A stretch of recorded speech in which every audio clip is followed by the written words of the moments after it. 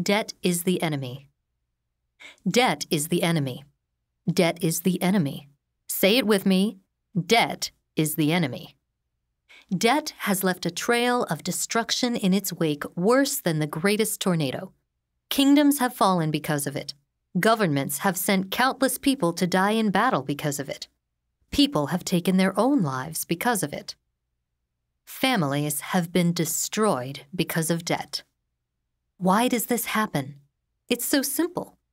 People mistakenly believe that if they can afford an item today, they will be fine, without even the slightest thought that something could change in the future. Many Americans fall into this trap. We spend everything we have coming in. Then we take on debt so we can spend even more. So while it's critical to understand that debt is the enemy, the question must be answered, how did we take on so much debt to begin with? Here is my story. In 2008, in the midst of a U.S. economic downturn unlike anything we had seen since the Great Depression, my family had just moved to South Texas. We moved so that I could take a job that paid me a decent, steady salary. Previously, I had worked as a fee-based financial advisor, meaning I got paid on the amount of money I managed for clients. Given the market was in the middle of a 50% sell-off, my income had declined quite a bit. Ironically, my expenses did not go down when my income did. I still had mortgage, car loans, and credit card debts to pay. Our income fell by nearly half, and my expenses stayed the same. Not a good place to be, especially because we had been barely breaking even before. So I needed a job that would pay more and provide a steady income. And thankfully, we found that job, but we had to move to San Antonio. An interesting thing about South Texas in those days was that the real estate was cheap. We were able to buy a house nearly 3 times the size of the one we sold in Virginia for only 25% more in price. This was sticker shock in reverse. It was tough not to get sucked into the excitement. Are you telling me we could live in this house for just a couple hundred more a month in mortgage payment than I was paying before? Unbelievable. We ended up buying a very nice house with 3,300 square feet, tile throughout, a wonderful kitchen, backed up against some undeveloped ranch land. We loved it. The problem came when I started my job. There wasn't anything for me to do. For the first 3 months, I had no real responsibilities. Sounds good, right? Well, not if you have just moved your family 1,500 miles, are mortgaged to the hilt, and wonder why on earth your company would keep you. After all, I wasn't doing anything. I couldn't stop thinking, what if they lay me off? I was sure my company was going to have to make cutbacks, and it would probably be LIFO, last in, first out. Indeed, layoffs abounded across the country. Worse, I was not even adding any value to my employer. Surely they would see this and let me go. Then what would we do? We had just moved here to escape a pending financial disaster. We had very little savings, we already had debt before we moved, and we added to that debt by purchasing a large house. We could only afford that debt based on my salary, and it was clear to me that my job was not stable. We also needed a new vehicle as our older minivan had major problems. On top of that, the air conditioning was out in the car I used to commute to work. I would probably need AC to drive in the South Texas heat, right? This was going to cost money that we just didn't have. Ultimately, things worked out for me. I wasn't let go, and I did pretty well for nearly a decade at that job. But I will never forget that first year and the feeling of being one step away from being blown up by a debt landmine. I don't want you to have to go through that. If you learn anything from this book, it is this. Debt is fixed, your income is variable. Debt will lead you to worry like you wouldn't believe. Avoid it like the plague. Let's go back to 2007 and visit with Brenda and Kevin. They are a typical American family of 4. They have a mortgage, car payments, some credit card bills, and some student loans. Their debt payments total about $2,000 a month. That's not a huge problem, though, because Brenda is bringing home $50,000 a year, about $4,166 a month, while Kevin finishes up school. take their debt payments, and divide it into their monthly income, and they have a debt-to-income, or DTI, ratio of about 48%. That simply means that nearly half of their income is being used to service debt. A good rule of thumb for DTI ratio is to remember that banks typically won't give you a mortgage if your DTI is above 36%. Keep that firmly in mind as you look at your own situation. Lots of families have a DTI well above 36%.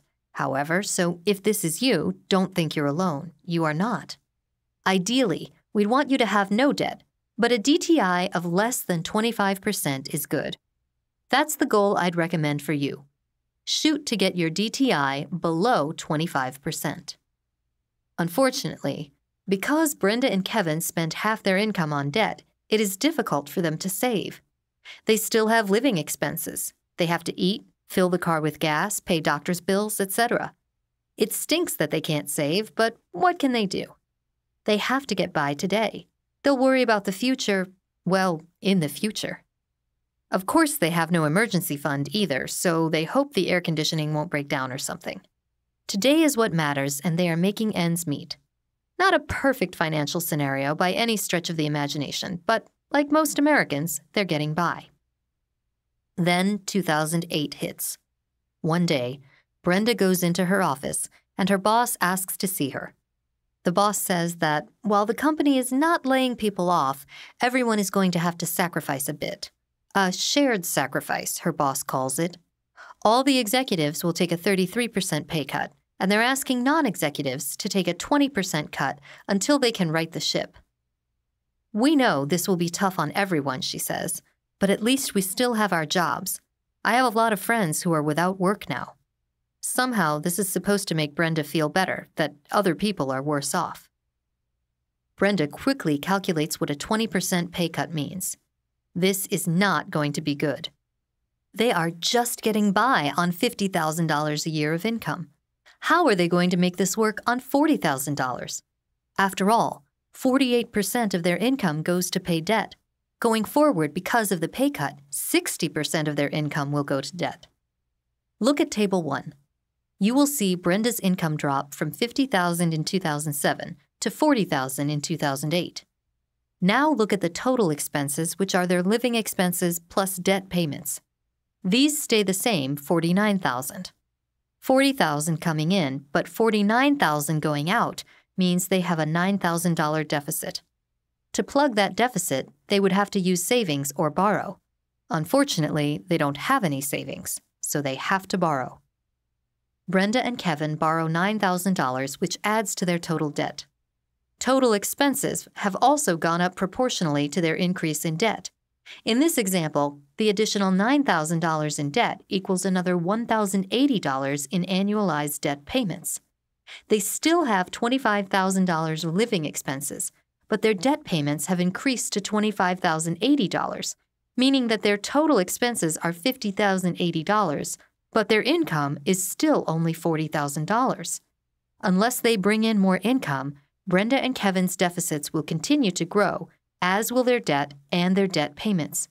In just a year or two, no bank will loan them any more money, and then there will be no other solution but to declare bankruptcy. Readers, I've been in financial planning since 1998. I can tell you the biggest cause of worry, of divorce, of soulless lives working in jobs people hate is when one goes to bed at night wondering how they're going to pay the bills. Think about it like this. You're working this crappy old job that you only took because you were young and needed to make some money to get started in life. 5 years go by and you're still there, but mentally you checked out a long time ago. You say to yourself, I never wanted to be doing this anyway. I need something more fulfilling to my soul. I'm going to find something else. You start looking around and you find that perfect gig. The only problem is they won't pay you what you're currently making. You rationalize this to yourself. Yeah, I'll take a small front-end pay cut, but this gets me in the door and it's a great first step to bigger and better things. After all, sometimes you have to take a step back to move 2 steps forward, right? You go home happy, can't wait to share the news with your wife. But when you tell her about the reduction in salary, she says, We can hardly pay the debt we have on your current salary. How will we be able to afford it on a lower salary? You're prepared for her argument, so you say, yes, but this is a perfect opportunity for me to step in and learn the ropes. I'm sure that in a couple of years, I'll be making way over what I'm making now, and I'll be much happier too. Trust me on this. To which she says, I'm sorry, hon. We can't afford this right now.